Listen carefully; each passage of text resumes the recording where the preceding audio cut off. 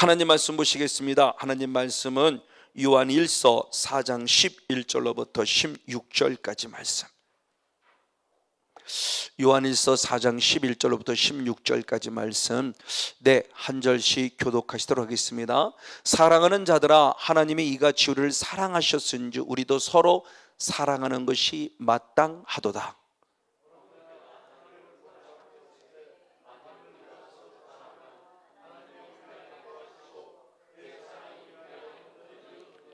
그의 성령을 우리에게 주심으로 우리가 그 안에 거하고 그가 우리 안에 거하시는 줄을 아느니라.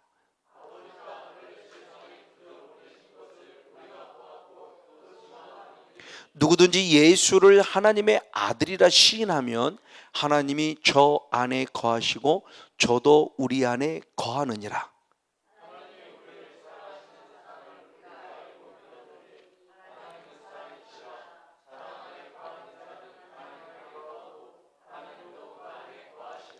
아멘, 할렐루야. 오늘은 이제 요한일서 4장 6절로 11절로부터 16절까지 말씀을 통해서 하나님 안에 거하라는 그런 제목을 갖고 말씀을 나눠보기 원합니다. 11절로부터 16절까지 요한일서의 사도 바울의 사도 요한의 영성이죠. 사도 바울의 영성과 같은 의미지만 요한복음도 마찬가지지만 요한 1서, 2서, 3서 요한 1서의 모습을 계속해서, 그러나 오늘 본문의 말씀만 해도 하나님 안에 거하라는 말씀이 장장 4번이나 반복되어 나옵니다. 하나님 안에 거하라. 이건 사도 요한의 아주 중요한 영성이에요. 사도 바울의 영성이기도 하고요. 그래서 사도 바울을 연구하신 분들은 많이 그러죠. In Christ. 그래서 항상 사도 바울은 예수님 안에, 하나님 안에, 예수님 안에, 하나님 안에는 단어를 많이 사용하는 것을 알고 있어요. 근데 사도 요한 역시도 마찬가지예요. 인격적인 성령을 만났을 때 하나님 안에 거하라는 거예요. 자, 하나님 안에 거한다는 이 모습을 잘 설명한 것이 결국 뭐냐? 아주 중요한 모습이에요. 주님도 끊임없이 내게 들어오길 원하시기 때문에 이 설명하는 것이 요한계시록 3장 20절 말씀입니다. 한번 요한계시록 3장 20절 말씀 읽겠습니다. 같이 한번 읽겠습니다. 시작. 볼지어다 내가 문 밖에 서서 두드리노니 누구든지 내 음성을 듣고 문을 열면 내가 그에게로 들어가 그로 더불어 먹고 그는 나로 더불어 먹으리라. 아멘. 볼지어다 내가 문 밖에 서서 두드리노니, 주님은 지금도 저와 여러분의 마음을 계속 두드리고 있는 거예요. 성목사, 문 좀 열어줘. 내가 네 안에 들어가고 싶어. 문 좀 열어줘. 그리고 계속 우리 마음을 두드리고 계신 거예요. 그럴 때 말씀입니다. 네가 내 음성을 듣고 문을 무엇하면 열면 하나님이 내 안에 어떻게 한다? 쏙 들어오시겠다는 거죠. 그러면 나는 너로 더불어, 너는 나로 더불어. 자, 이 부분입니다. 이 마음문을, 네가 내 음성을 듣고 문을 열면, 그랬을 때 이 열면이란 단어를 다른 말로 말하면 이것이 바로 영접하라는 거죠. 성목사, 나 좀 영접해. 나 좀 영접해 드려 좀. 그러니까 믿음이라는 단어가 무엇인가에 대한 부분의 모습을 조금 더 구체로, 일반적인 우리 교회의 모습에서는 믿음이라는 단어를 쓰지만 흔히 말하는 대학생들을 중심으로 하는 수많은 선교 기관들은 사실은 믿음이라는 단어보다 영접이라는 단어를 더 귀하게 여겨요. 틀린 말은 아니에요. 같은 말인데 그냥 일반적인 교회 생활 속에서는 믿음이라는 단어를 많이 사용하고 대학생들을 중심으로 수많은 선교 기관들에서 많이 사용하는 단어는 영접이라는 단어를 많이 사용해요. 그래요. 바로 이 부분의 모습이죠. 근데 사실은 좀 더 구체로 들어가면 사도 요한의 영성 안에서 영접이라는 단어는 참 중요하다는 모습을 성경 때 많이 말씀을 드렸죠. 열면 그랬습니다. 영접하라는 겁니다. 지금도 저와 여러분, 그럼 왜 주님께서 영접하라는 거냐? 이 영접이 될 때 주님이 내 안에 들어오신다는 거죠. 주님이 내 안에 들어오신다는 게, 달리 말하면 내가 누구 안에 있다는 거다? 주님 안에죠. 그렇죠? 주님은 너무 커요. 크신 주님께서 나라고는 존재가 있는데 내가 문을 쑥 열면 나를 온전히 통치하는 거예요. 이미 안과 밖을 완전히 다 통치하고 있어요. 하나님은 너무너무 크신 하나님이요. 그러면 내 안에 쏙 들어온다는 겁니다. 그러면 나는 당연히 누구 안에 있는 거예요? 하나님 안에. 이게 아마 이런 비유가 될지 모르겠어요. 제가 이건 있고 처음 캄보디아, 이정수 목사님은 제 1차 캄보디아 해외 생애를 갈 때 주님이 주시는 음성이 있어서 그 음성을 이정수 목사님이 확증시켜드리고 하나님께서 같이 가기를 원한답니다. 그래서 같이 갈 허락을 받고 이제 같이 갔어요. 그리고 캄보디아 가서 똑같이 말씀을 증거하고 사역을 하기 위해서 앞에 나와 강단 엎드려 막 기도합니다. 제가 막 기도를 하고 있어요. 기도를 하는데 제가 스스로 막 느껴집니다. 뭐를 느껴지느냐? 분명히 제가 무릎을 꿇었어요. 무릎을 꿇었는데 무릎을 꿇고 기도하는데 쟤도 느낄 때 이상한 느낌이 뭐냐면 내가 육이라는 게 전혀 안 느껴지는 거예요. 그러니까 무릎을 탁 꿇었으면 흔히 말할 때 육신이라는 모습이 바닥에, 내 의식이 있잖아요. 내 바닥에 끓어 있고 지금 이렇게 무릎을 꿇었기 때문에 바닥에 닿고 있고 이렇게 육적으로 느끼는 부분들이 있잖아요. 근데 전혀 육적으로 안 느껴져요. 그래서 제 스스로 느낄 때 뭐냐면 내가 붕 떠 있는 것처럼 느껴져요. 제 기분 속에서 붕 떠 있는 것 느껴지면서 환상 가운데 보여주는 모습이 큰 공이에요. 공, 투명하게 생긴 큰 공인데 공 안에 제가 쏙 들어가 있는 거예요. 그러니까 제가 느낍니다. 지금 기도하면서 이게 뭐지? 내가 내 몸을, 육이 전혀 안 느껴지는 거예요.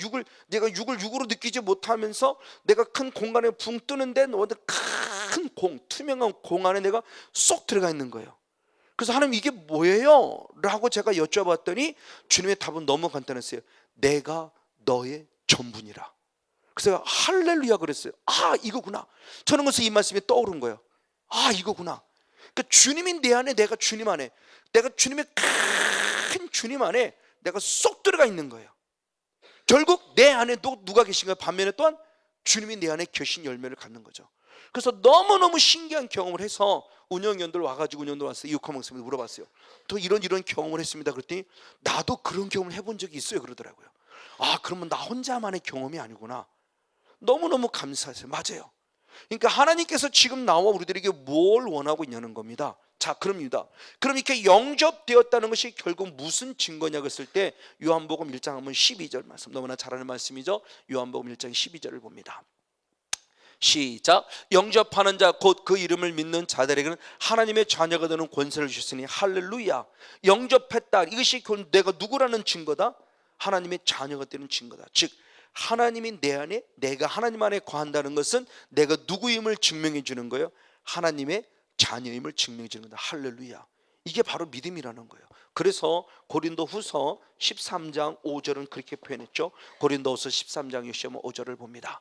같이 한번 읽습니다. 시작. 너희가 믿음 안에 있는가? 너희 자신을 시험하고 너희 자신을 확증하라. 예수 그리스도께서 너희 안에 계하신 줄을 너희가 스스로 알지 못하느냐? 그렇지 않으면 너희가 버리운 자니라. 아멘. 다시 말하면 믿음이 뭐냐는 거예요. 네 믿음을 날마다 시험해보고 네 믿음을 날마다 확증해보라는 거예요. 믿음이 뭐냐는 거예요. 믿습니다가 믿음이 아니고, 믿음이라는 건 너무 간단해요. 믿음은 결국 하나님이 내 안에 계신 것이다. 하나님이 내 안에 계시 아니면 나는 무엇한 자다? 버리운 자다. 그러니까 믿음이라는 건 다른 게 아니에요. 하나님은 내 안에 계신 거예요. 내 안에 계신 나의 왕이신, 나의 주인이신 나는 그분을 내가 신뢰하고 인정하고 그분을 느끼며 그분의 통치를 받는 게 이게 진짜 믿음이다. 아멘. 그리고 그분이 내 안에 통치한다면 내가 어떻게 살아갈 거냐? 믿음의 삶. 이게 삶의 예배, 모여주는 공동체 예배만 아니라 삶의 예배. 내 안에 천국이 이루어져서 내 안에 예수님이 계시니까 나 때문에 나타나는 언어가 달라지고 나 때문에 나타나는 행동이 달라지니까 나를 통해서 공동체, 내 가정을 천국으로 만들어갈 수 있다. 아멘. 그렇죠?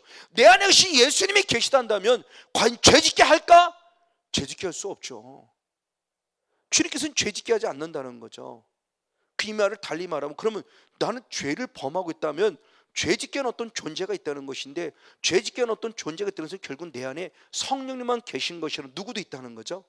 죄짓게 하는 마귀도 있다는 거죠. 결국 이게 영적 싸움이구나. 이 치열한 싸움이 벌어지는구나. 바로 이 모습이에요.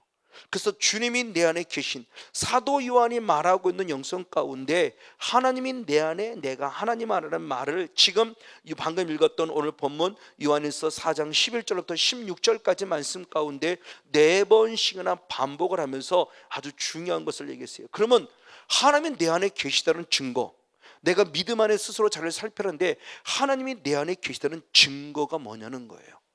그걸 증명해내라는 겁니다.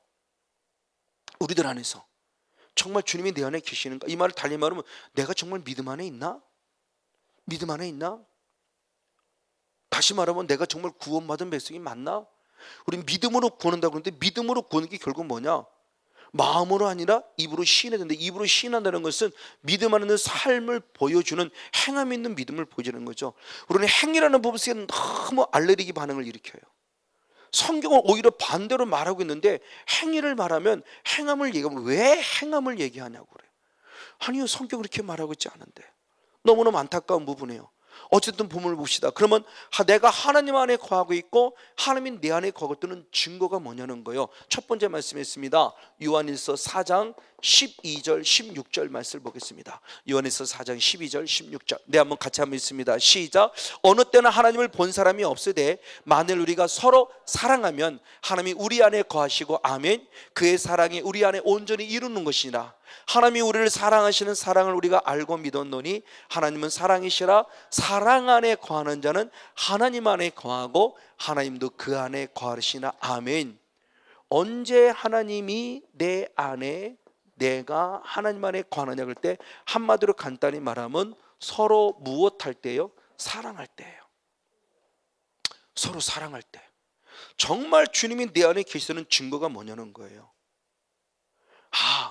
내가 아내를 사랑하고 내가 남편을 사랑하고 내가 성도를 사랑하고 내가 자녀를 사랑하고 있단다면 내가 의도하지 않았어도 지금 내 안에 누가 그것을 행하게 하시는 거다? 하나님이. 왜? 그분이 내 안에 거하시니까. 아멘. 오늘 저 여러분이에요. 사랑. 저는 정말 이 말씀이 질문 확신이 믿는 거예요. 제가 그렇게 변화되어 있기 때문에 그런지 모르지만 저는 이 말씀이 질문 확증이에요. 제가 이 은혜를 읽고 가장 먼저 변한 게 이거예요. 이게 돼지더라는 거예요. 아내를 사랑하게 되고요, 자녀들을 사랑하게 되고요, 성도를 사랑하게 되어지더란 얘기입니다. 아멘. 그냥 해보려는 노력이 아니라, 물론 해보려는 자유의지도 있었죠. 저도 그 안에 이 은혜 있기 전에도. 근데 해보려는 자유의지는 한계가 있더라고요. 작심삼일이에요. 얼마 안 가면 또 열받아요. 또 화납니다. 또 욱합니다. 또 소리 꾀가면 지릅니다. 또 내 스스로 마음이 상해버려요. 근데 이 은혜를 입으니까 되어지더란 얘기죠. 할렐루야. 그래서 제가 이 은혜 입고 많이 표현한 게 그거예요. 해보려고 하는 의지도 있지만 되어지는 것이 경험되어져야 된다. 기도가 되어지고요, 사랑이 되어져요. 이게 어떻게 진짜 제 이 말에 여러분의 동감이 되는지 모르겠어요. 제가 이걸 많이 선포를 했어요. 그래서 이번에도 기쁨에게서 어떤 한 조를 섬겼을 때 그 조에 계신 저와 함께 했던 협력사자 그분이 처음에 오실 때만 제가 조장을 맡았다 그러면서 성건용 목사가 처음 왔을 때 되어지더라는 말을 했는데 막상 본인을 은직해 보니까 그 말이 맞더라는 거예요. 되어지더라는 거예요. 당신에게도 정말 성령님이 내 안에 계시니까 사랑해지더라는 겁니다. 할렐루야. 아멘. 정말 이 말씀을 드리고 싶은 거예요. 자기를 확실히 증명해 주는 겁니다. 그럼 이것이 되어지지 않는다면 성령님이 안 계심이 아니라 충만하지 못한 거고, 아직도 성령이 약한 거죠. 반면에 악한 영도 강하게 있다고는 얘기 되겠죠. 그러니까 악한 영이 완전히 소멸돼서 거의 없을 정도, 우리가 성령의 70%, 80%, 90%가 된다면 얘는 꿈틀꿈틀 거릴 수가 없을 거예요. 근데 성령이 50, 악한 영이 50이란다면 얼마든지 얘는 지금 드러나고 있을 거예요. 성령이 사실 얘네가 60이란다면 더 수시로 화나게 만들고 짜증나게 만들어버리고 부부싸움하게 만들고 가정을 파괴시켜갈 수 있을 거예요. 그러니까 이 부분의 모습입니다. 서로 사랑하라. 사랑할 때 네가 내 안에, 내가 네 안에 거한다는 증거가 된다는 거예요. 자, 서로 사랑하는 이 말은 그러면 옛 계명이냐? 아니었죠. 옛날부터 있었던 계명입니다. 레위기 19장 18절 말씀과 34절의 말씀에 보면은 이미 레위기 구약 시대부터 내 이웃을 내 몸과 같이 사랑하, 자기같이 사랑하라고 강조했어요. 근데 이 사랑하라가 예수님 시대까지 안 돼요. 사랑이 안 됩니다. 그래서 예수님이 오셔서 나는 너에게 새 계명을 주노니 그러면서 새 계명을 말할 때 서로 사랑하라는 또 똑같은 계명을 주세요. 근데 새 계명, 여기서 새롭다라는 개념은 없었던 것을 새로 만들었다는 개념은 아니에요. 그래서 주님께서 말씀할 때 요한일서 2장 7절로부터 9절까지 말씀할 때 그렇게 표현한 겁니다. 요한일서 2장 7절로부터 9절까지 말씀을 봅니다. 네, 같이 한번 읽겠습니다. 시작. 사랑하는 자들아, 내가 새 계명을 너에게 쓰는 것이 아니라 너희가 처음부터 가진 옛 계명이니 이 옛 계명은 너희의 들은 바 말씀이거니와 내가 다시 너에게 새 계명을 쓰노니 저에게와 너희에게도 참된 것이라. 이는 어둠이 지나가고 참빛이 벌써 지났습니다. 그래서 빛에 대한 모습을 얘기하면서 내가 너에게 쓴 계명은 새 계명이 아니다. 너희가 예전부터 들었던 그 하나님의 말씀이다라는 거예요. 근데 새 계명으로 표현해서, 왜? 서로 사랑하라는 예수님의 말씀을 그들이 듣지 않았기 때문에. 그러면 옛 계명을 다시 주님이 새 계명이라고 말하면서 다시 한 번 더 서로 사랑하라는 것은 결국 뭐냐? 서로 사랑하라고는 본질 자체는 바뀌지 않았으나 사랑의 강도의 차이가 있습니다.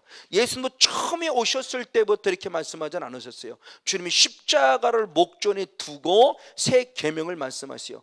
처음에는 예수님도 레위기에 있는 말씀과 똑같은 말씀을 하셨어요. 자, 한번 다시 한 번 더 레위기 한번 19장 18절 34절 두 절 말씀 보겠습니다. 여기 19장 18절 시작. 원수를 갚지 말며 동포를 원망하지 말며 이웃 사랑하기를 내 몸같이 하라. 나는 여호와니라. 아멘. 너희와 함께 있는 타국인이 너희 중에서 나은 자같이 여기며 자기같이 사랑하라. 너희도 애굽 땅에서 객이 되었느니라. 나는 너희 하나님 여호와니라. 아멘.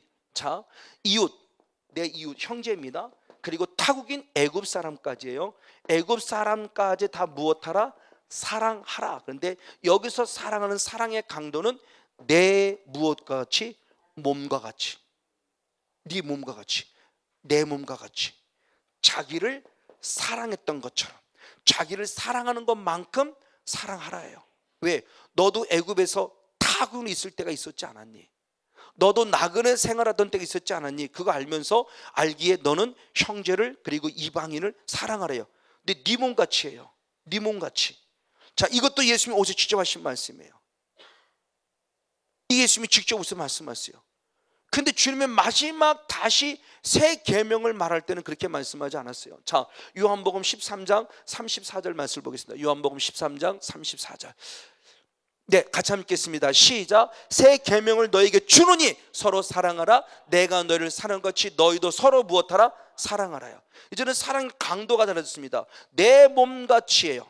근데 우리는 흔히 얘기지만 내가 나를 사랑하지 못하기 때문에 남편을 사랑하지 못하고 아내를 사랑하지 못해요. 그렇죠?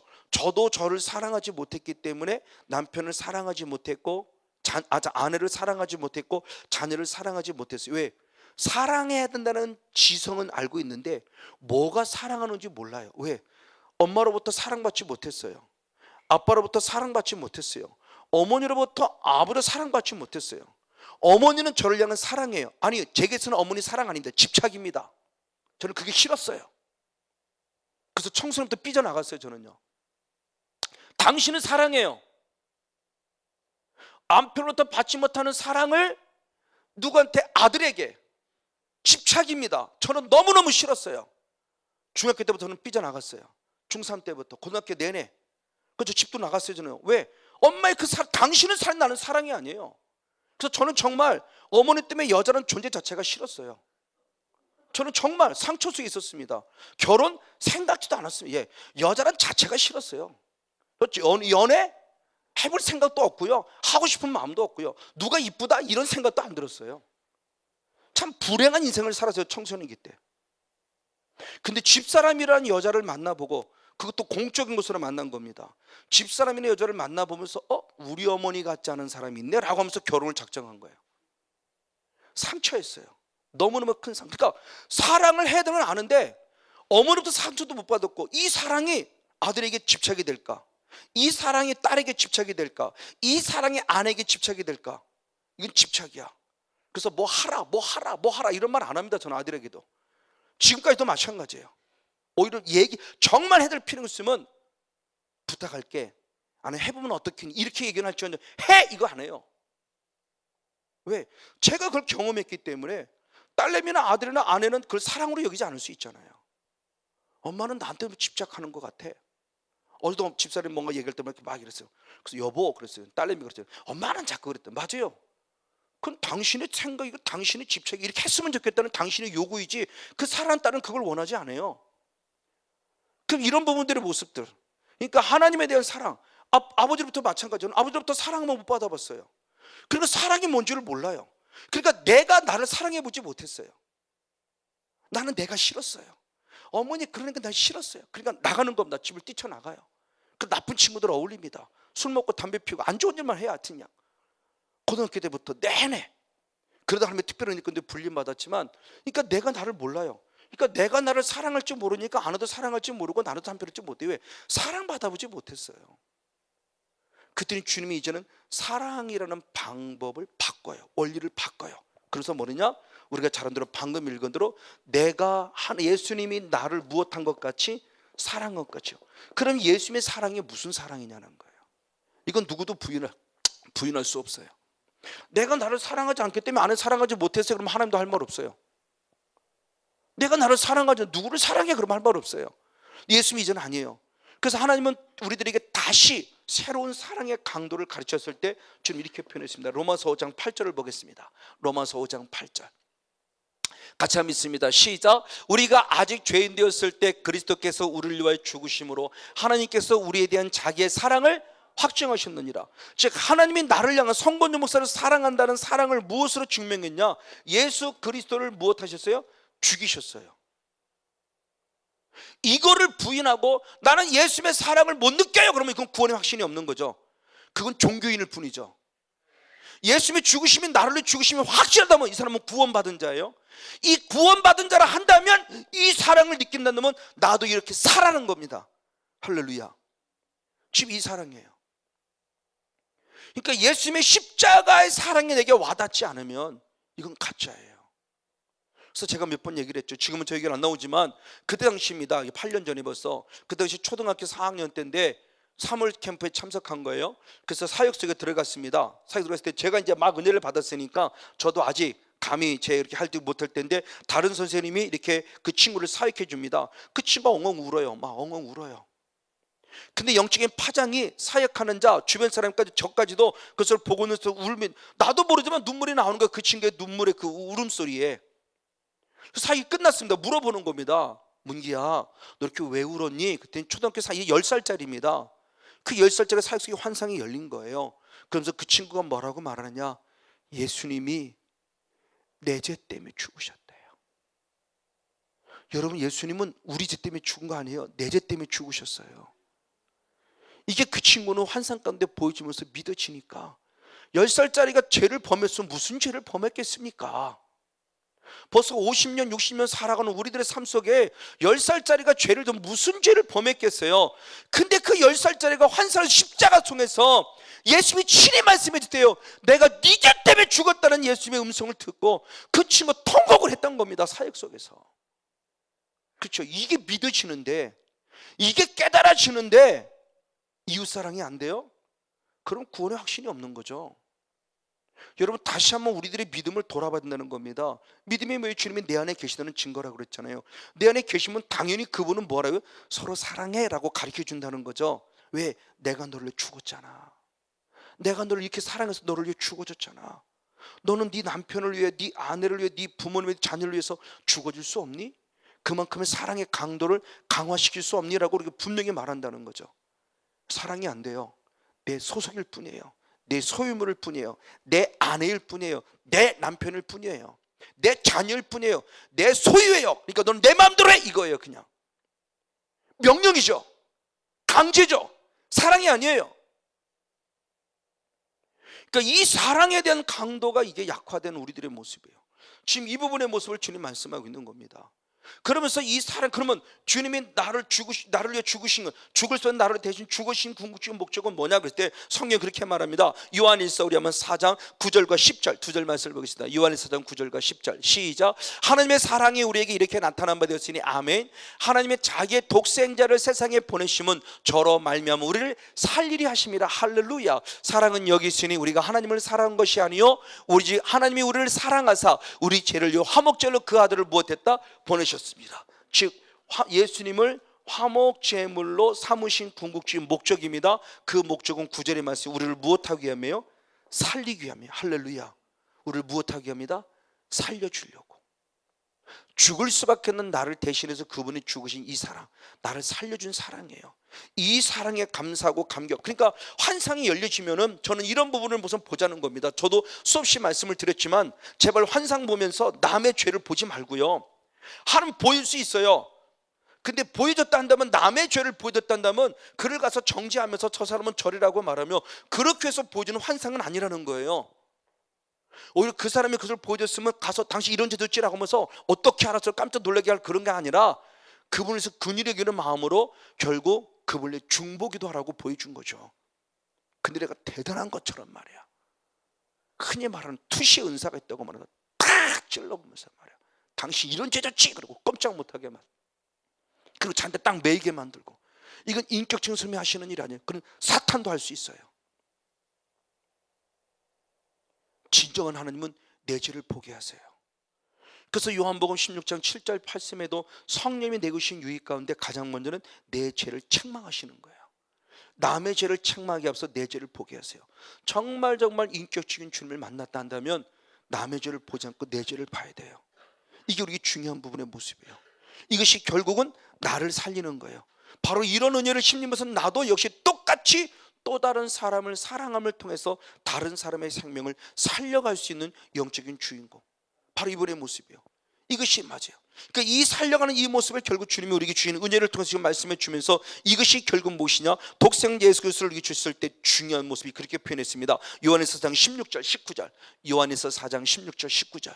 주님의 그 사랑이라는 개념을 다시 한번 봅니다. 시작. 하나님이 우리를 사랑하시는 사랑을 우리가 알고 믿었다. 아멘.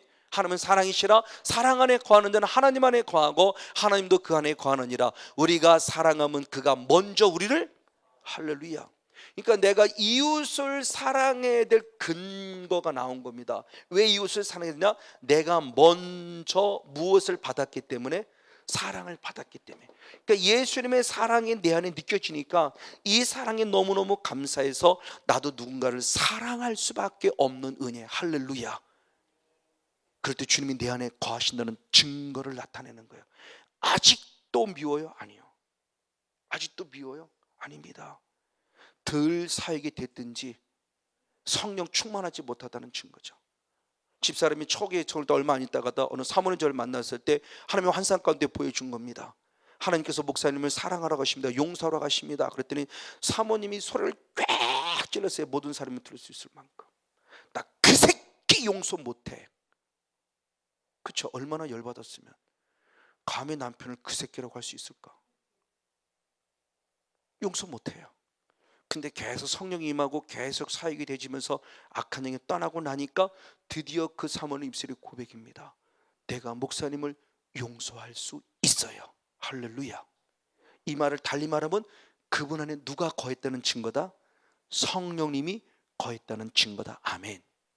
하나님이 내 안에, 내가 하나님 안에. 하나님이 거해 주시니까 사랑의 돼지더라는 거죠. 오늘 저와 여러분도 바로 이런 은혜, 하나님이 내 안에 충만히 임해서 그 사랑을 증명해내고 증거낼 수 있는 자. 그래서 요한에서 11절에 그렇게 표현해서 요한에서 4장 11절 말씀을 보겠습니다. 요한에서 4장 11절 말씀 시작. 사랑하는 자들아 하나님이 이같이 우리를 사랑하셨는지 우리도 서로 사랑하는 것이 무엇하다? 할렐루야.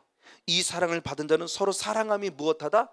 마땅하다. 선택이 아니라 필수라는 거예요. 당연히 해야 한다는 겁니다. 그래서 주님께서는 로마서 요한복음 15장 12절 13절의 말씀을 또 역시 그렇게 표현했죠. 요한복음 15장 12절 13절입니다. 네, 시작. 내 계명은 내가 너희를 사랑같이 너희도 서로 사랑하는 이것이니라. 그러므로 사람이 친구를 위해 자기 목숨을 버리면 이에서 더 큰 사랑이 없느니라. 아멘. 친구를 위해서 목숨, 남편을 위해서 목숨, 자녀를 위해서 목숨, 이웃을 위해 목숨, 목회자는 성도를 위해서, 성도는 목회자를 피차가. 예, 이게 예수의 사랑이기 때문에. 그래서 이 사랑을 증명해낼 수 있는 저와 여러분이 되어지기를 주님으로 간절히 축복하고 축원을 드립니다. 두 번째는 내가 하나님의 내 안에 거시는 증거가 무엇이냐는 겁니다. 요한에서 4장 15절 말씀을 봅니다. 요한에서 4장 15절 역시 한번 같이 있습니다. 시작. 누구든지 예수를 하나님의 아들이라 시인하면 하나님이 저 안에 거하시고 저도 하나님 안에 거하느니라. 아멘. 두 번째의 모습은 예수님을 내가 무엇하여? 시인입니다. 그러니까 하나님의 내 안에 거한다는 증거가 뭐냐? 예수님을 내가 무엇하는 거예요? 시인하는 거예요. 인정하는 거예요. 어느 곳에 있든지 어디에 있든지. 즉 예수님이 이 땅에 행하신 모든 일의 초점은 뭐냐? 내가 그리스도임을 나타내기 위함이에요. 당신이 당신으로 그리스도라고 말하지 않지만 주변 사람들이, 모든 사람들이 그리스도신가? 메시아인가 보네. 그리스도이시네요. 메시아네요. 모든 사람이 그를 기다리던 메시아임을 인정할 수밖에 없는 말씀의 가르침, 모든 행동의 사역들. 그러니까 예수님이 오셔서 왕으로서의 사역, 그리고 선자로서의 사역, 제사장으로서 사역, 그 모든 십자가, 왕으로서 마귀를 멸하고 선자로서 복음을 전하고 제사장으로 십자가에 죽으신 이 모든 사역의 초점은 당신이 누구임을, 그리스도이심을, 메시아임을 보여주기 위해서 예수님을 우리에게 친히 행하셨어요. 그래서 드디어 3년째 사역 소원에 들어왔을 때 드디어 예수님이 제자에게 묻습니다. 너희는 나를 누구라느냐? 그때 주는 누구요? 그리스도시요 살아계신 하나님의 누구임을, 아들임을 고백했죠. 이때부터 예수님의 사역이 전환점이 되죠. 그 전까지는 예수님이 십자가 사역 말하지 않았습니다. 그래서 마태복음 16장 바로 21절로부터 그랬어요. 이때로부터예요. 이 고백이 나온 이후로부터 비로소 그랬습니다. 비로소 자기가 십자가에서 무엇하고 죽고 3일 만에 다시 무엇할 것? 살아날 것을 전하셨어요. 재상적 사명을 뒤늦게 3년의 마지막 사역에서 전하셨어요. 우리는 지금 알고서 십자가신 예수를 믿지만 그때 당시에 그들이 기다리는 메시아는 십자가에서 죽어 없어지는 메시아가 아니에요. 끝까지 왕으로 오셔서 끝까지 선지로 오셔서 뭔가 소망의 메시지를 주고 막 비전을 주고 막 마귀를 멸하고 막 병 고쳐 주고 없는 자에게 먹여 주고 막 가난해 주고 막 이런 예수님을 보고 있는 예수님인데, 그래서 야 이제 저분을 왕으로 사면 우리 이스라엘 다시 회복되겠다라고 큰 꿈과 비전을 가지고 있는데 갑자기 내가 죽을게 그러니까 열받는 얘기지. 이게 우리들의 삶과 모습과 전혀 차원이 달라요. 어쨌든 바로 이런 모습들입니다. 이런 모습을 통해서 주님이 보여주는 궁극적인 목적은 뭐냐는 거예요. 이거예요. 살아계신 하나님의 아들. 그래서 예수님이 십자가 마지막 죽을 돌아가시 마지막 나타난 현상이죠. 대표적인 모습. 마태복음 27장 54절. 마태복음 27장 54절을 봅니다.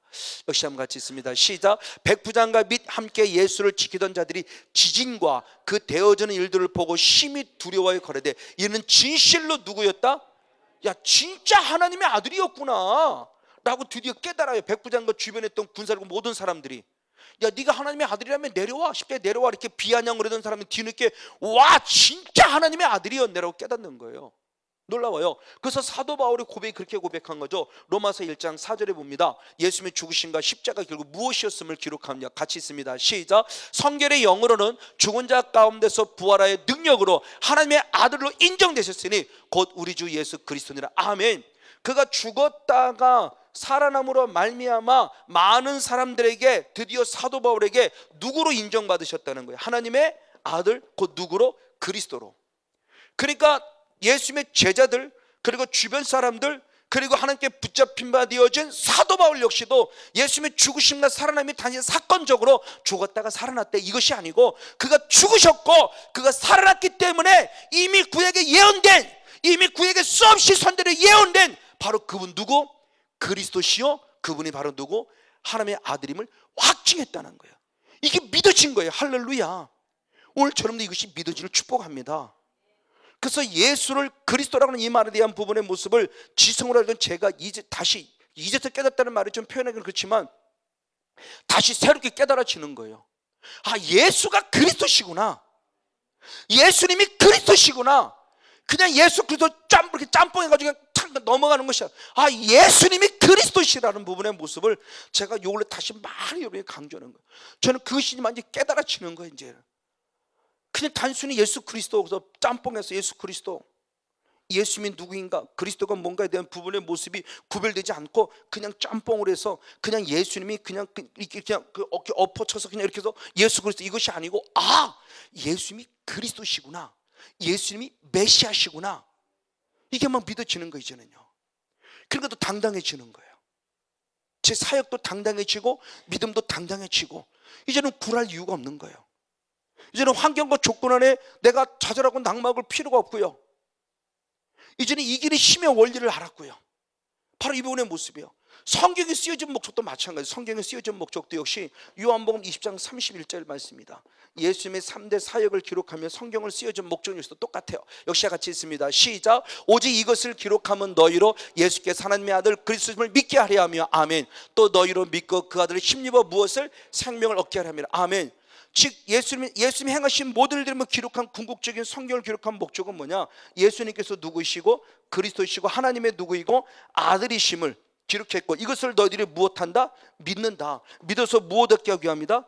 영생을 얻게 하게 합니다. 생명을 얻게 하게 합니다. 아멘. 이게 성경을 궁극적으로 쓰는 목적이에요. 그럼 우리가 믿음이라는 것이 무엇인지 확실해지죠. 그래서 로마서 10장 9절 10절의 말씀에 보니까 마음으로 믿고 입으로 시인다고 그랬을 때 그 마음으로 믿고 입으로 시인하는 게 뭐냐에 대한 부분의 모습을 정확히 말씀했죠. 역시 한번 로마서 10장 9절과 10절 두 절 말씀 역시 한번 있습니다.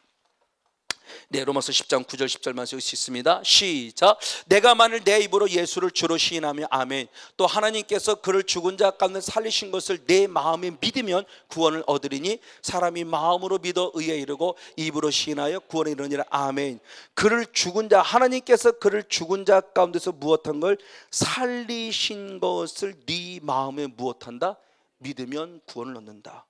그러니까 믿는다는 게 정확한 초점이 있죠. 되어질 것을 믿는 게 아니고, 되어질 것을 믿는 게 아니고 그건 믿음의 표현이고, 우리가 구원을 얻는다는 믿음은 결국 무엇이에요? 예수님이 나를 위해 죽으셨고 나를 위해 살아날 것을 믿는 거예요. 그럼 믿음은 우리에게만 아니요, 이 믿음은 이미 아브라함 때부터. 그래서 로마서 4장 20절로부터 쭉 살펴보면은 계속 나오면서 25절까지 말씀 안에 아브라함의 믿음이 어떤 믿음이냐?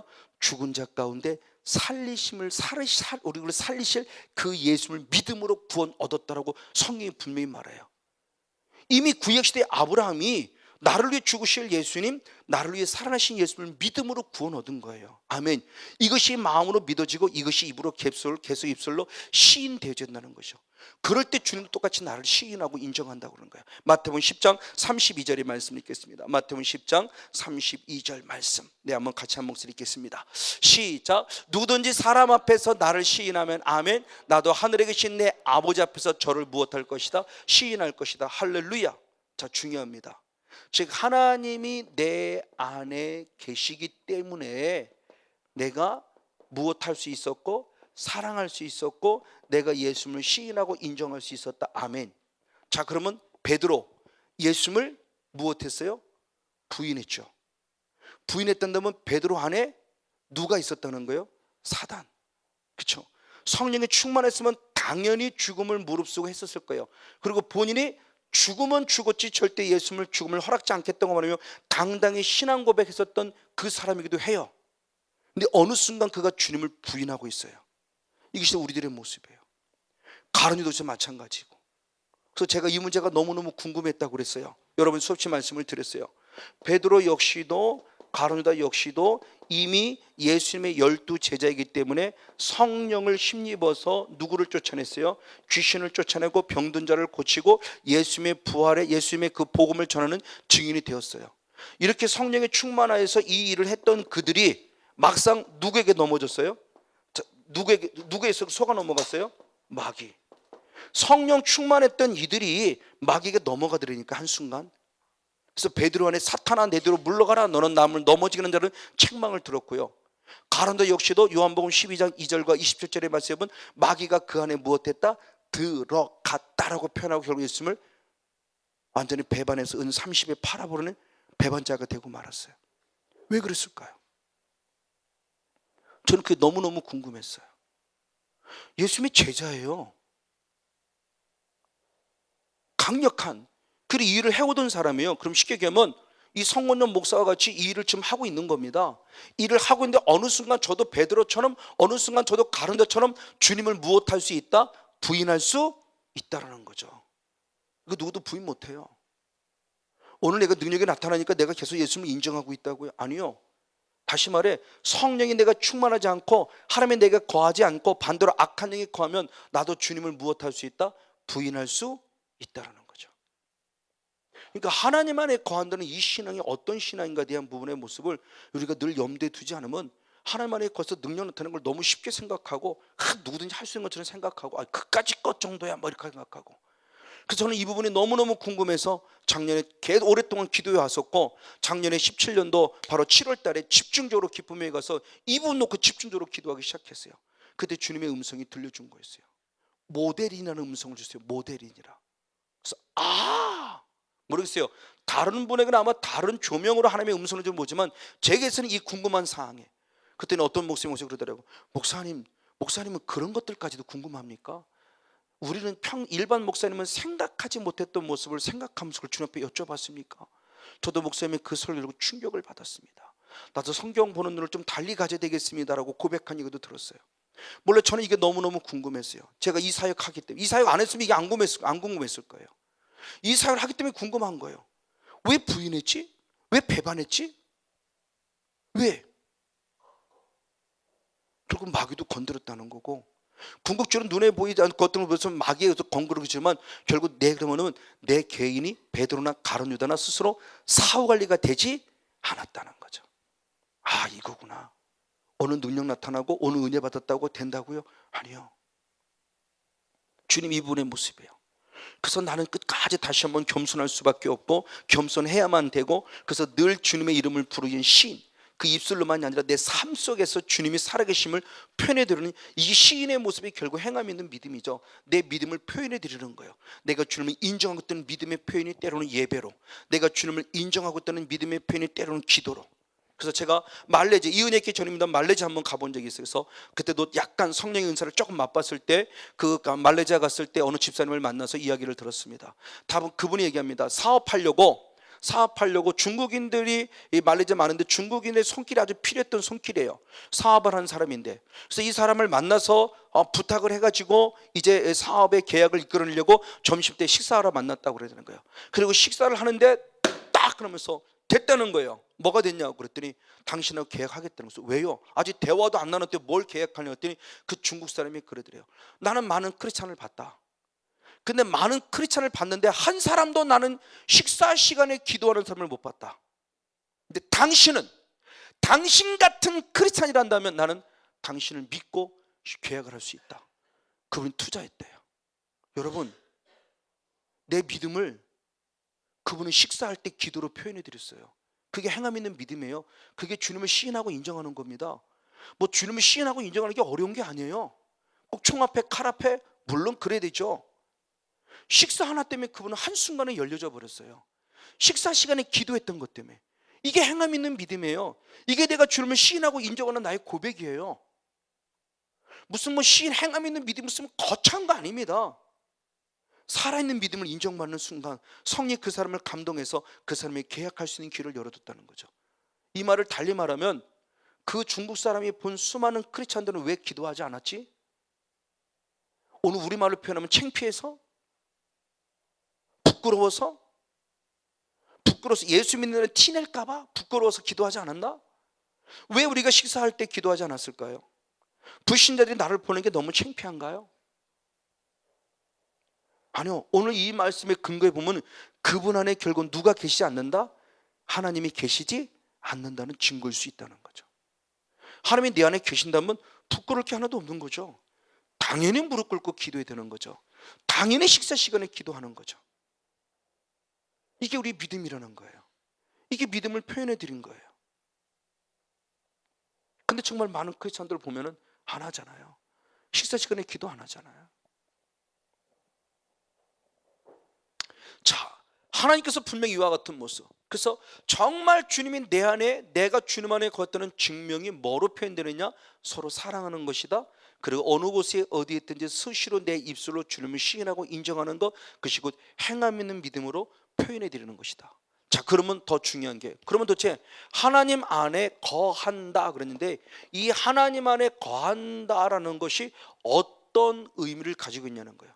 그 하나님 안에 거한다라는 원어의 모습을 성경을 통해서 보면은 매너라는 원어인데, 이 매너라는 원어 일반적으로 했을 때 그냥 머무르다 이런 뜻입니다.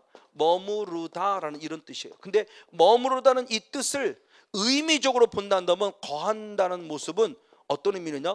붙어 있다라는 의미를 가져요. 매너라는 원어인데, 자, 이 말씀을 잘 설명하시 요한복음 15장 4절의 말씀에 설명되어 있습니다.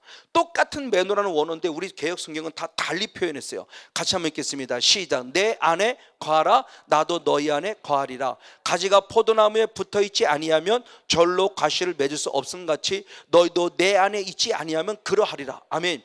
자, 저기에 매너라는 단어가 3번이 들어갔습니다. 첫 번째는 내 안에 거하라. 거하라는 게 매너예요.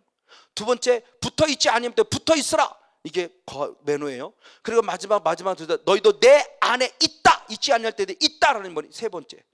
똑같이 매너예요. 근데 우리는 다 달리 해석했어요. 거하라, 붙어 있으라, 있으라. 그러니까 하나님 안에 거한다를 할 때 그 거한다라는 매너라는 원어가 뜻하는 바가 뭐냐는 거예요. 거한다는 게 그냥 일반적이면 머무르다라며. 근데 이게 의미가 좀 약해요. 그냥 있다 약해요. 거한다 약해요. 가장 많이 좀 강하게 붙어있는 게 결국 무엇하라는 거예요? 붙어 있으라죠. 근데 붙어 있기는 붙어 있는데 어떻게 얼마나 붙어 있어야 되느냐, 이걸 설명한 게 요한복음 15장 16절 말씀. 요한복음 15장 16절 말씀 역시 있습니다. 시작. 너희가 나를 택한 것이 아니요 내가 너를 택하여 세웠나니. 아멘. 이는 너희로 가서 과실을 맺게 하고 또 너희 과실이 항상 있게 하여 내 이름으로 아버지께 무엇을 구하든 다 받게 하려 함이라. 아멘. 그럴 때 항상이야. 항상 있다라는 개념이 역시 똑같이 매너예요. 그러니까 이 매너라는 거한다는 이 개념이 그냥 붙어있는 게 한순간 잠깐 조금이 아니라 늘 계속 항상 붙어있을 얘기하는 거예요. 할렐루야. 내 자녀들이 엄마 곁에 항상 있어야 돼요. 한순간 떨어져 버리면 길 잃어버려요. 엄마 잃어버려요. 그러면 누군가에게 납치돼 가요. 누구 쉽게 미혹돼요. 영도 마찬가지예요. 주님께서 우리 주시는 말씀이에요. 하나님께서 주시는 말씀이에요. 그래서 히브리서 기자는 광야 생활을 표현할 때, 광야의 영성을 표현할 때 이렇게 표현했습니다. 히브리서 3장 12절 13절을 봅니다. 히브리서 3장 12절 13절 서로 피차 권면하는데 뭐라고 권면했는가? 같이 한번 읽습니다. 시작. 형제들아 너희가 삼가 혹 너희 중에 누가 믿지 아니하는 악심을 품고 살아계신 하나님에서 떨어질까 염려할 것이요 오직 오늘날 일컫는 동안에 매일 피차 권면하여 너희 중에 누구든지 죄의 유혹으로 강팍하게 됨을 면하라. 아멘. 자, 하나님으로부터 무엇할까? 떨어질까 염려가 되기 때문에 피차 서로 피차 얼마만큼? 매일매일마다 무엇하라고 그래요? 권면하라는 거예요. 여보 오늘도 하나님께 붙어 있읍시다. 여보 하나님께 붙어 있습니다. 얘들아 오늘도 하나님께 붙어 있자. 떨어지면 안 돼. 하나님께 찰싹 달라붙어 있자. 엄마랑 착 아빠랑 착 탈싹 달라붙어 있어. 이게 한순간에 한 번이 아니라 지속적이고 계속적으로 권면하래요. 할렐루야. 왜? 한순간을 놓치면 결국 무엇하는 거예요? 떨어져요. 그래서 베드로도 똑같은 고백을 한 겁니다. 베드로 후서 3장 17절 18절 베드로후서 3장 17절 18절 시작. 그러므로 사랑하는 자들아 너희가 이것을 미리 알았은즉 무법한 자의 미혹에 이끌려 너희 굳센 데서 떨어질까 삼가라. 오직 우리 주 구주 예수 그리스도의 은혜와 저를 낳은 지식에서 자라가라. 영광이 이제와 영원한 날까지 저에게 있을지어다. 아멘. 누군가 하나님으로부터 떨어진다는 겁니다. 왜? 미혹한 자, 무법한 자의 미혹에 이끌렸기 때문에. 그렇기 때문에 너희는 떨어질까 염려해서 매일 피차 권면하되 하나님께 무엇하라? 자라가라 그러면서. 그러니까 우리 신앙이 멈춰있는 신앙이 아니라 한 템포 한 템포 한 걸음 한 걸음 바로 스텝 바이 스텝으로 계속적으로 가까이 가는 신앙, 붙어있는 신앙, 떨어지지 않는 신앙. 즉 우리의 신앙이 그 성막으로 말한다면 우리의 신앙이 번제단의 신앙에서 어디에 이르는 신앙? 지성소의 신앙으로 한 걸음씩 날마다 성장하고 성숙할 걸 말한다. 그리고 왜 그랬을까요? 무법한 자의 미혹이라는 것이 결국 무엇이냐는 겁니다. 사람이 나를 미혹했다가 아니에요. 그래서 예수님이 친히 말씀하셨죠. 누가복음 22장 32절 말씀을 봅니다. 누가복음 22장 32절 역시 한 목소리로 같이 한번 읽겠습니다. 누가복음 32장 32절 말씀 시작. 내 믿음이 떨어지지 않기를 기도하였느니 너는 돌이키네 내 형제를 무엇하라? 굳게 하라. 할렐루야. 뭐냐? 내가 너를 위하여 믿음이 무엇하지 않기를, 떨어지지 않기를. 그렇죠? 나의 믿음을, 나의 마음을, 나의 환경을, 나의 건강을, 나의 물질을 또 그 어떤 존재라는 있는데 그 존재가 계속해서 나로부터 떨어져 나가게 만들고 있을 때 예수는 그러지 않았다는 겁니다. 왜? 그 앞절의 말씀에 보니까 누가 그러냐? 사탄이 밀가부로도 무엇한다? 까분다고 그랬어요.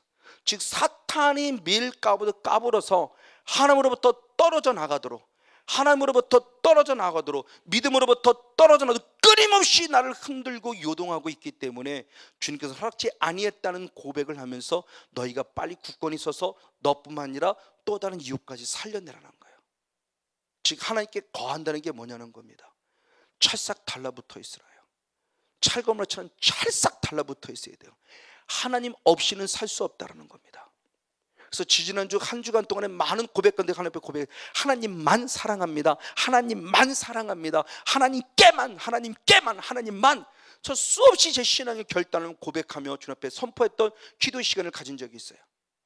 하나님 앞에 정말 하나님만이라고 하면서 제 신앙의 모습을 제가 스스로 돌아보는 겁니다. 왜? 사탄은 성건용 목사를 가만두지 않습니다. 저만 가만두지 않아요. 여러분도 가만두지 않습니다. 그 때문에 스스로의 신앙의 고백이 필요해요. 선포가 필요합니다. 영에서의 선포는 너무너무 중요해요. 문제를 해결하기 위한 법의 선포도 필요하지만 사탄이 감히 나를 건들 수 없도록 하기 위한 선포도 필요해요. 그래야 성건용 목사를 건들지 못한다는 겁니다. 저놈 새끼는 맨날 하나님밖에 몰라. 그렇죠? 하나님밖에 몰라. 나는 하나님만이라고 고백할 때 사탄이 와서 건들 수 없을 만큼 바로 이 모습이에요. 그러니까 하나님 안에 거한다라고 하는 이 부분의 모습이 간혹 지금 무엇인가를 말씀해 주는 모습이 맞아요. 바로 이런 부분의 모습입니다. 그러면 사탄이 나를 흔들고 요동해 왔을 때, 그럼 사탄의 존재가 왔을 때 어떤 상황이 벌어지냐? 자, 사단의 존재가 나를, 그렇죠, 우리를 멸하려고 그런다고 그랬죠. 멸하려고 환경으로, 조건으로, 믿음으로, 마음으로 많은 것들을 빼앗아갈 때, 이때 감사할 것은 누구냐? 성령님이 저와 여러분을 도우십니다. 할렐루야. 자, 로마서 8장 26절로부터 29절까지 말씀 역시 한번 읽겠습니다. 같이 한번 읽습니다. 시작. 이와 같이 성령도 우리 연약함을 도우시나니 아멘. 우리가 마땅히 빌 바를 알지 못하나 오직 성령이 말했음 탄식으로 우리를 친히 간구하시느라 아멘. 마음을 감찰하시니가 성령의 생각을 아시나니 이는 성령이 하나님의 뜻대로 성도를 위해 간구하심이라 아멘. 우리가 알거니와 하나님을 사랑하는 자 곧 그 뜻대로 부르심을 입은 자들에게는 모든 것이 무엇하여 합력할 선을 이루는 할렐루야. 성령께서 연약한 우리들을 무엇하세요? 도우세요. 어떻게? 중보기도로 도우세요. 그래서 모든 것들을 합력하여 무엇을 이루게 하세요? 선을 이루게 하십니다. 할렐루야. 그러니까 어려움이 없는 것이 아니라 어려움이 있어도 염려, 근심, 걱정하지 말라는 거죠. 할렐루야.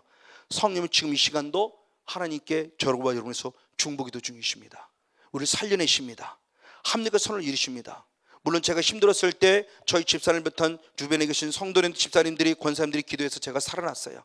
근데 영에서로 들어가면 결국 내 아내나 그 집사님들이, 성도가 기도했던 것도 결국 누구의 도우심이에요? 성령님의 도우심이죠. 가장 먼저는 성건용 목사가 좌절하고 낙마하고 쓰러 넘을 때 가장 안타까우시는 누구일까요? 성령님이십니다. 아멘. 내 안에 그동안 그분이 계시기 때문에, 그래도 조금 더 그분이 내 안에 남아 계시니까 그 남아 계신 성령님이 지금 나와 저와 여러분의 중보기 되세요. 그 열매가 합력할 선을 이루어 가시는 열매가 나타납니다. 아멘.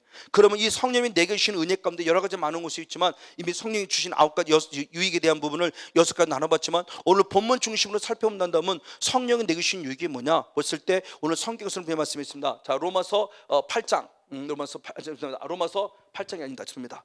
로마서 5장 5절. 로마서 5장 5절. 잠은 같이 한번 읽겠습니다. 성령님은 내게 어떤 유익을 주시는가? 시작. 소망이 부끄럽게 아니함은 우리에게 주신 성령으로 말미암아 하나님의 사랑이 우리 마음속에 부음받음이니 아멘. 하나님이 내게 소망을 가져 주시는데, 소망을 주시는 궁극적인 이유는 성령께서 내게 무엇을 부어주심으로? 사랑을 부어주심으로 그 사랑을 감당할 수 있게 해주실 때 내 안에 소망이 넘친다. 그러니까 성령은 지금도 저와 여러분에게 끊임없는 하나님의 사랑을 선물로 주십니다. 성령의 9가지 열매 가운데 사랑이라는 열매가 첫 번째 열매예요. 그 성령을 주신 거룩한 열매인 그 사랑. 그리고 두 번째 모습은 분명히 모습에서 로마서 바로 고린도서 12장 3절 말씀에 주님을 무엇하게 만들어요? 시인하게. 그렇죠? 주님이 내 안에 계신 증거라고 그랬죠. 고린도서 12장 3절 말씀에 성령이 아니고는, 그렇죠, 예수를 누구를 할 수 없다? 주를 할 수 없다. 그리고 아까 얘기했던 베드로 역시도 주는 그리스도시요 살아계신 하나님의 아들이라고 고백했던 것은 예수님이 축복할 때 바요는 시므나 내가 복이 있구나, 이것을 알게 하는 혈육이 아니라 하늘에 계신데 누가 알게 하셨다? 아버지께서 알게 하셨다고 고백하죠. 그러니까 내가 누군가를 시인한다는 그 사실 자체가 이미 내 안에 누가 계시는 증거다? 성령이 계신 증거다. 세 번째 모습으로서 바로 성령의 존재가 내게 볼 때 뭐랬냐? 서로 사랑하게 하는 이 모습을 통해서 놀라운 모습이냐? 이 모습이 결국 이게 무엇이냐? 이 사실을 스스로 알게. 놀라워요. 자기가 알도록. 그러니까 느낄 수 있어요. 정말 하나님이 내 안에 계시네. 내 안에 계시기 때문에 내가 주님을 시인했구나, 인정했구나, 내 안에 계시면 내가 사랑하고 있구나라는 것을 알도록 해주신다는 거죠. 성령님이 확증시켜 준다는 거예요. 역시 한번 읽겠습니다. 오늘 본문 말씀입니다. 요한일서 바로 4장 13절. 요한일서 4장 13절. 네, 역시 같이 있습니다. 시작. 그의 성령을 우리에게 주심으로 아멘. 우리가 그 안에 거하고 할렐루야. 그가 내 안에 거하는 줄을 내가 무엇한다? 안다. 아멘. 선인 것을 알게 하십니다. 확증시켜 주십니다. 이걸 누리는 거예요. 깨닫는 거예요. 막 감사한 거예요. 그렇죠? 아까 찬양할 때 잠시 말씀을 드렸죠. 설교에 대한 갑자기 부담감, 설교를 못할 것 같은 마음, 이 마음이 순간 뜬금없이 찾아왔어요. 갑자기 설교를 준비하던 중에. 그때 내 안에서 성령이 주시는 귀한 말씀입니다. 내가 하잖아. 아, 그렇지. 맞아요. 성령이 하기 위해서 저를 다시 알게 하는 거. 아, 성령이 지금 내 안에 계심을 내가 스스로 알게 하는 거죠. 성령이 지금 내 안에, 그렇죠? 내 안에 그분이 계시지 않았으면 이 음성으로 위로해주고 격려해주지 않았을 거예요. 그래서 사탄의 미혹 속에 빠져 제가 좌절하고 낭망했을 거예요.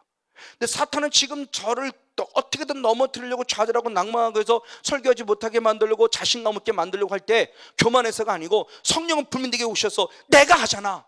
성목사 내가 하잖아. 할렐루야. 여러분 스스로도 여러분 안에 임재해 계신 하나님을 성령의 능력과 은혜 가운데 깨달아 알아서 더 강하고 담대해지는 일꾼들이 되어지기를 주님으로 간절히 축복하고 축원을 드립니다.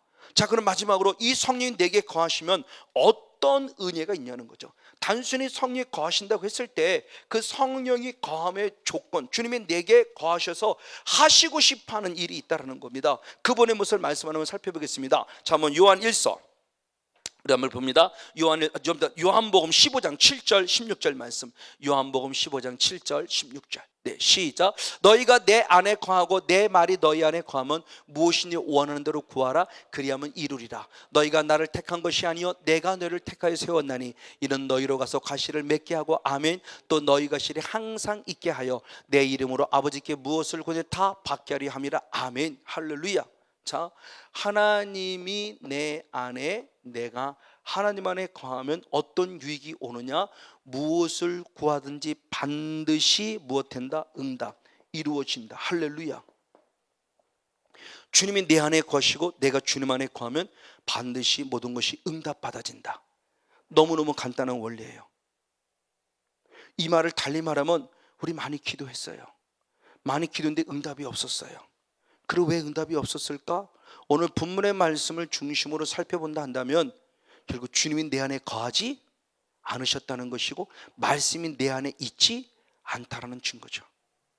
성경대로 한다면 성령이 내 안에 계시고 하나님이 내 안에 계시고 말씀이 내 안에 있으면 무엇을 구하든지 반드시 무엇한다? 이루어진다. 16절의 말씀에도 주님이 내 안에 항상 내가 주님 안에 달라붙어 있을 이유, 그 이유는 뭐냐?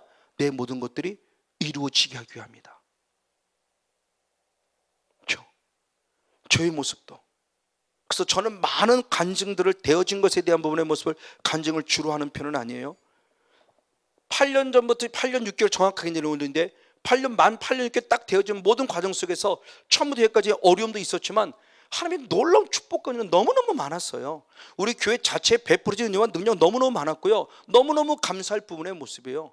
조금 더 빠짐이 없을 만큼 너무너무 완벽했지만, 완벽한 하나님의 은혜가 있었지만 저는 한 번도 말하지 않았어요. 왜? 그것이 중요한 것이 아니에요. 저를 떠나지 않고 저와 항상 함께하며 인격적으로 제가 주님을 만나고 있다는 게 너무 감사할 뿐이에요. 이게 너무너무 중요한 영적인 요소예요. 이것을 빼놓고 자꾸 외적으로 무엇하고자 하는 것은 아닙니다. 어떤 분은 말했어요. 여기만 기쁨의 교회만 다녀가면 재정이 어서 온대요. 막 통장으로 막 누가 막 10만 원씩, 막 누가 막 100만 원씩, 막 누가 막 몇백만 원 헌금하고 막 난리가 난대요. 그 기쁨의 교회만 다녀가면은 강단에 보면 누가 헌금하고 갔대요. 근데 그것은 지금 안 나와요. 이 사역 전혀 안 합니다. 그분을 욕하고자 하면 아니에요. 그분을 잘못됐다고 말하자면 아니에요. 그 나타난 현상만 쫓아가다가 결국 어려움이 오니까 결국 멈춰지더라는 거죠. 그러나 그분이 인격적으로 내 안에 오셔서 내게 의와 평강을 이루어 가시고 나를 다듬어 가시고 나를 이끌어 가신 주님을 만났단다면 어려움이 와도 여기까지 왔었어야만 돼요. 말하고자 하는 본질의 의도입니다. 눈에 보이는 현상에 치중하지 말라는 거예요. 기도 응답이 과연 그것이 기도 응답일까? 분명히 하나님이 하신 일을 저는 믿어요. 그럼 하나님이 행하신 일이면 하나님이 원하시는 은혜는 더 깊이 들어왔어야만 됐어요. 근데 나타난 현상만 봐요. 그러다가 상상할 수는 아픔이 왔어요. 아름이 왔어요. 언젠가 한번 전화통화를 했어요. 이제 안 갑니다. 딴 데 다닐 거예요. 그러면서 말씀 어디 서울 무슨 공부를 어디로 간다고 했어요. 마음이 많이 아팠어요. 그래서 목사님 승리하세요라고 제가 권면해 드리고 전화를 끊었습니다만 너무너무 마음이 아파요. 얼마나 간증했는지 모릅니다. 수없이 간증했어요. 갖다 놓으면 헌금이 온다고 그러면 거기 기쁨의 교만 갖다 놓으면 막 교회 막 누가 막 걔네 뭐 전혀 알지 못하는 사람이 은행 통장으로 막 헌금이 막 들어온다고 그러고 참 많이 하나님께 영광 돌리고 간증했는데 당신은 오히려 반대로 이 은혜는 깊이 들어오지 못했어요. 기도 응답 맞아요. 당연히 받아요. 그러나 나타나는 현상에 연연하지 마세요.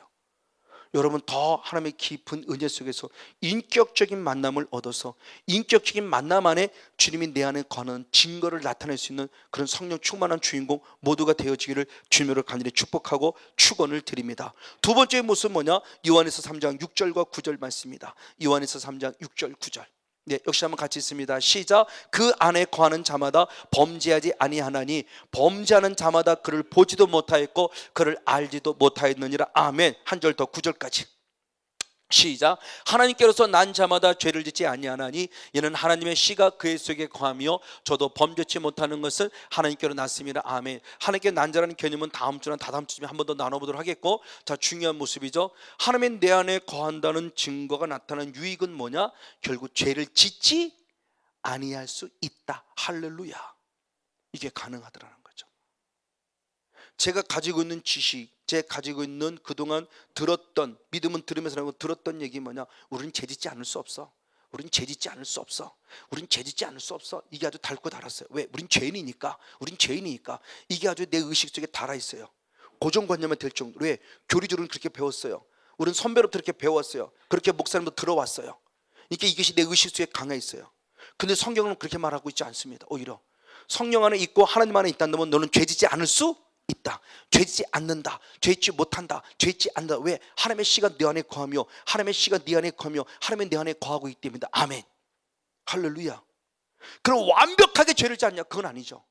어제 내가 10번의 죄를 졌다면 오늘 회개하고 다시 성령을 선물로 공급받았으면 이제 한 번 더 죄버서 이김으로 9번을 줄일 수 있고 8번을 줄일 수 있고 7번을 줄일 수 있고 죄와 싸워 이어갈 수 있다는 겁니다. 할렐루야.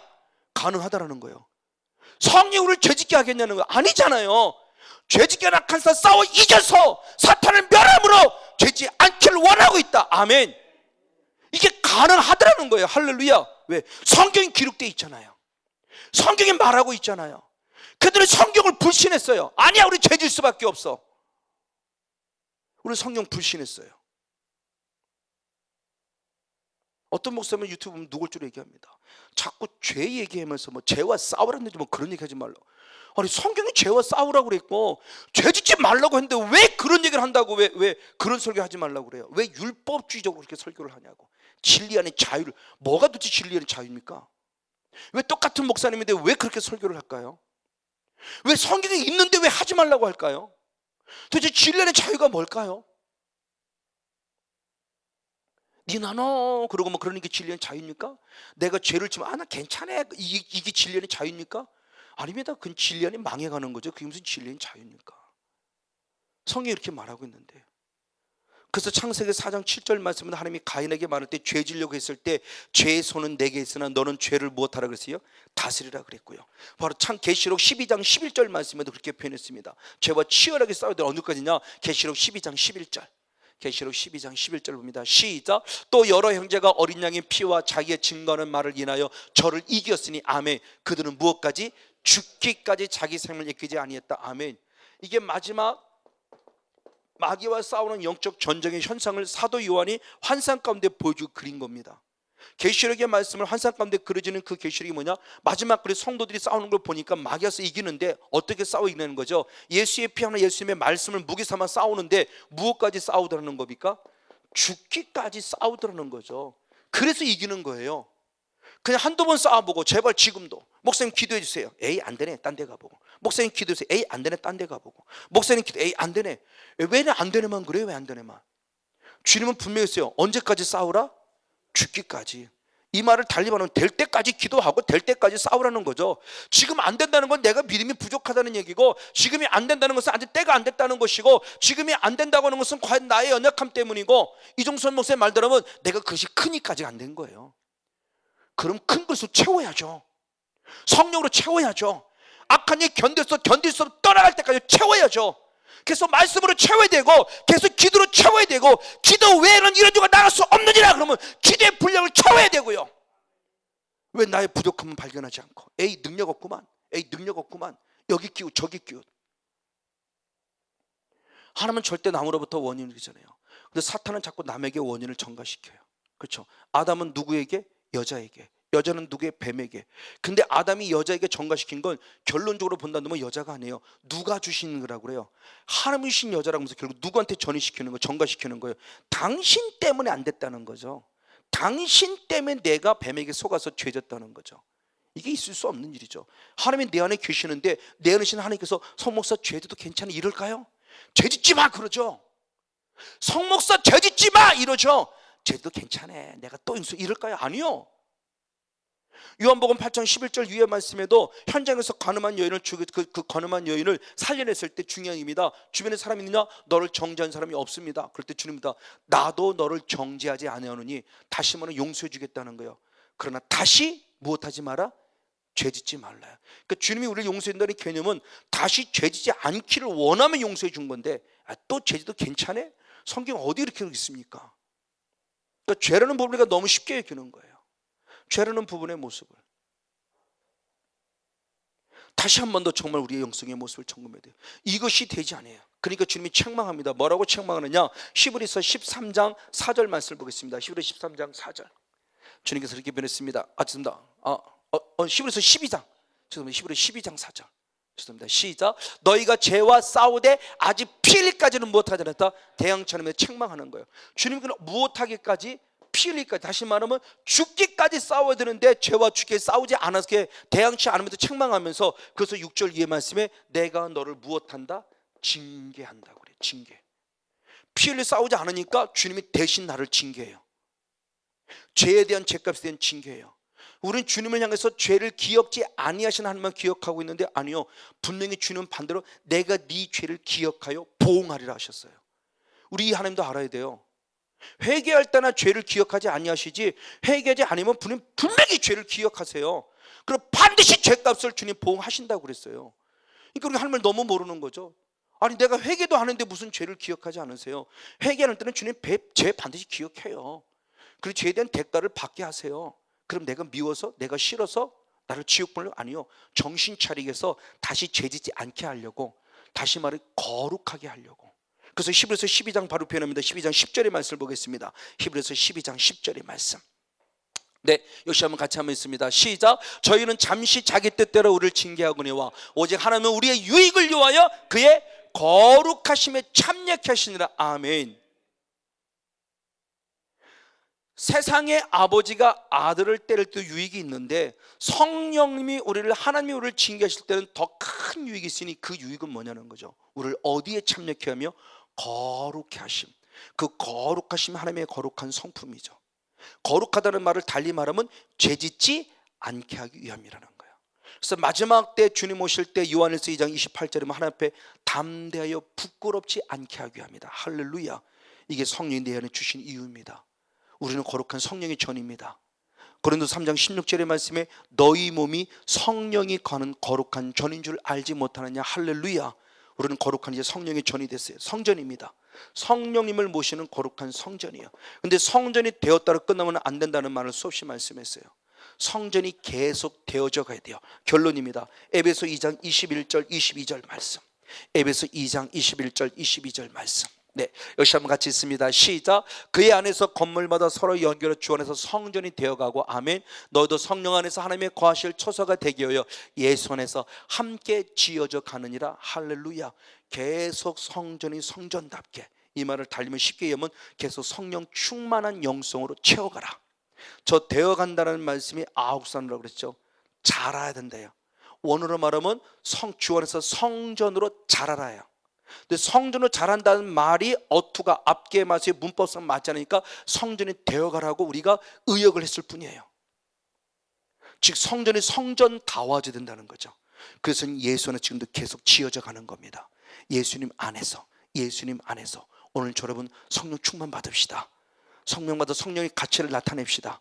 성령 내 안에 계신 증거를 나타냅시다. 서로 사랑합시다. 그래서 끊임없이 주님을 시인하고 인정합시다. 주님 안에 거하는 것은 끝까지 달라붙어 있는 겁니다. 그래서 찰싹 달라붙어서 무엇을 구하든지 기도의 응답을 받으시고, 무엇을 하든지 하나님의 은혜 속에 서서 죄와 싸워 이기는 성령 충만한 주인공으로서 사도 바울의 고백과 같이 죄와 사망의 법은 성령의 생명의 법으로 해방됐다는 것처럼 성령 충만한 가운데 저로부터 진리 안의 자유를 누리며 이 땅을 살아가는 삶이 누려지는 삶 가운데 복되고 승리하는 주인공 우리 모두가 되어지기를 주님으로 간절히 축복하고 축원을 드립니다.